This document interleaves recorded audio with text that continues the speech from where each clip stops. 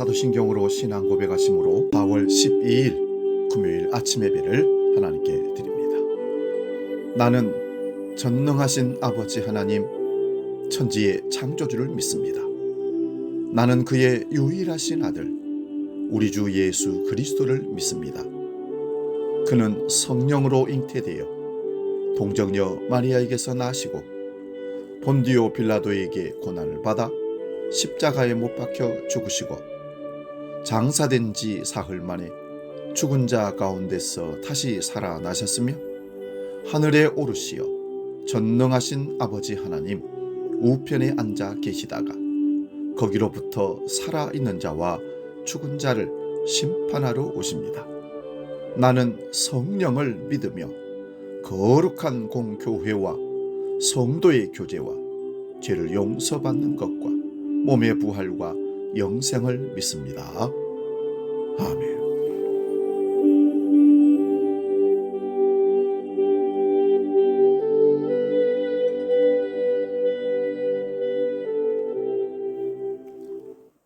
찬송가 210장 시온성과 같은 교회 함께 찬송합니다.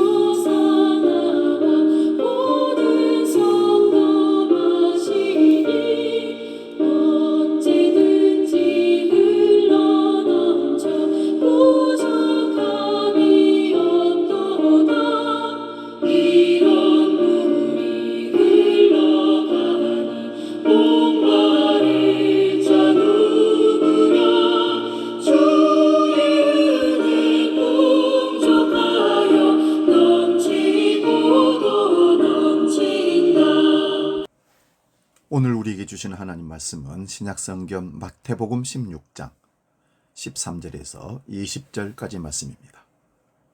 신약성경 마태복음 16장 13절에서 20절 봉독할 때 살아계신 주님의 음성을 들을 수 있기 바랍니다.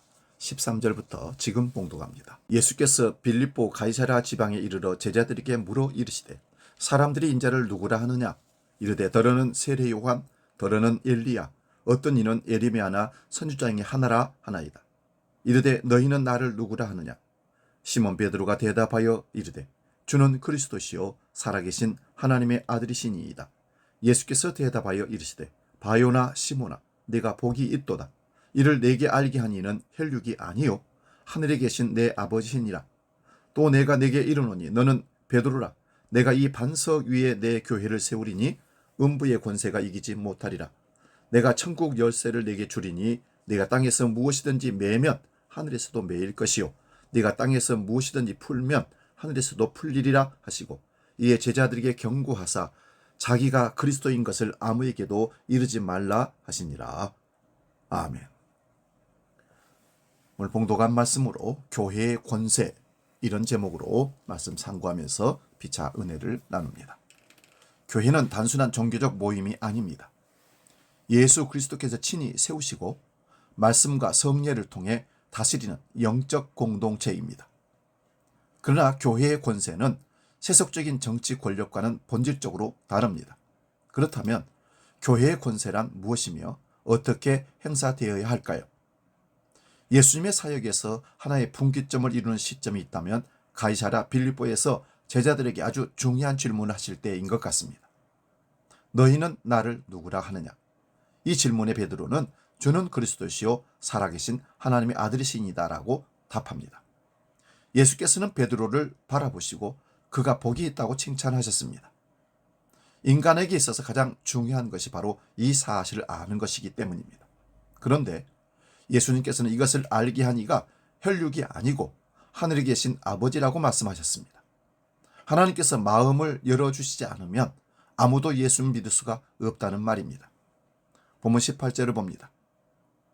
너는 베드로라. 내가 이 반석 위에 내 교회를 세우리니 음부의 권세가 이기지 못하리라. 예수님은 이렇게 베드로를 축복함과 동시에 앞으로 일어날 중요한 사명을 제자들에게 맡기셨습니다. 그것은 베드로라는 반석 위에 예수님의 교회를 세우겠다는 것이 아니라 예수님 반석 위에 우리 각자 한 사람 한 사람 베드로 교회를 세우시겠다는 의미입니다. 그렇다면 반석 위에 교회를 세우겠다는 말씀은 무엇을 의미합니까?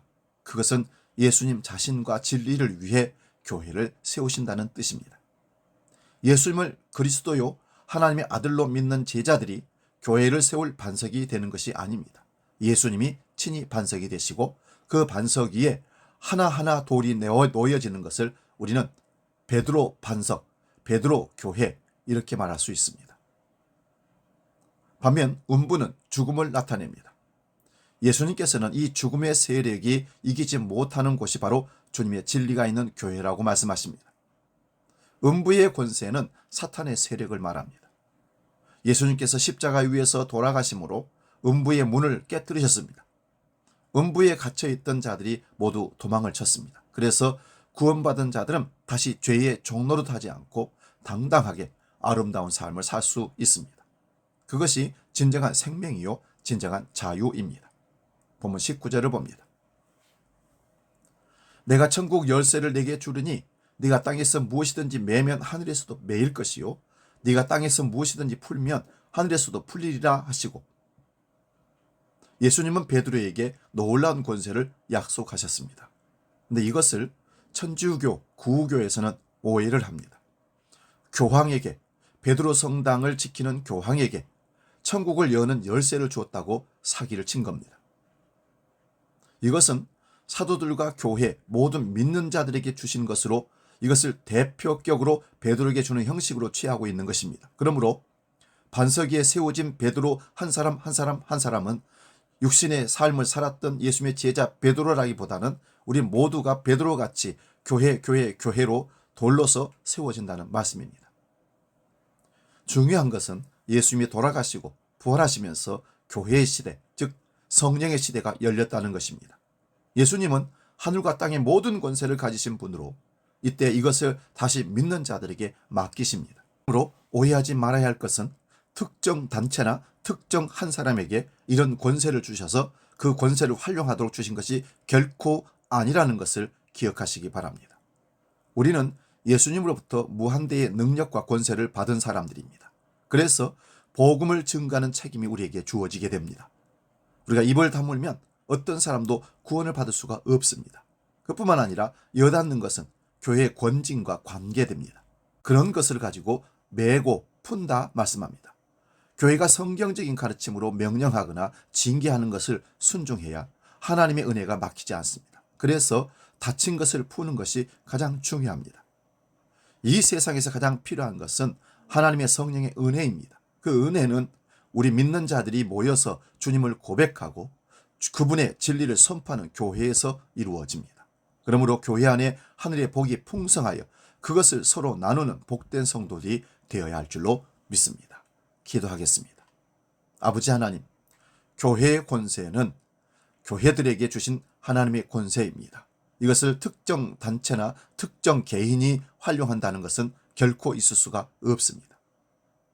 오늘 우리는 이것을 독점하여 그것을 행사한다고 하는 로마 교황청 베드로 성당의 교황을 최고의 권세자로, 땅에서 무엇이든지 풀 수 있고 맬 수 있다는 권세자로 오해하게 만들었던 잘못된 죄를 회개할 수 있기를 원합니다. 우리 모든 성도 한 사람 한 사람들은 거룩한 나라요 왕같은 제사장들이요 하나님의 백성인 것입니다. 그러므로 그 주신 권세를 하나님의 말씀에 따라 하나님의 능력을, 하나님의 영광을, 하나님의 복음을 선포하는 데 활용하는 그러한 권세로 사용할 수 있도록 은혜 위에 은혜를 더하여 주옵소서. 이제 주기도로 기도합니다.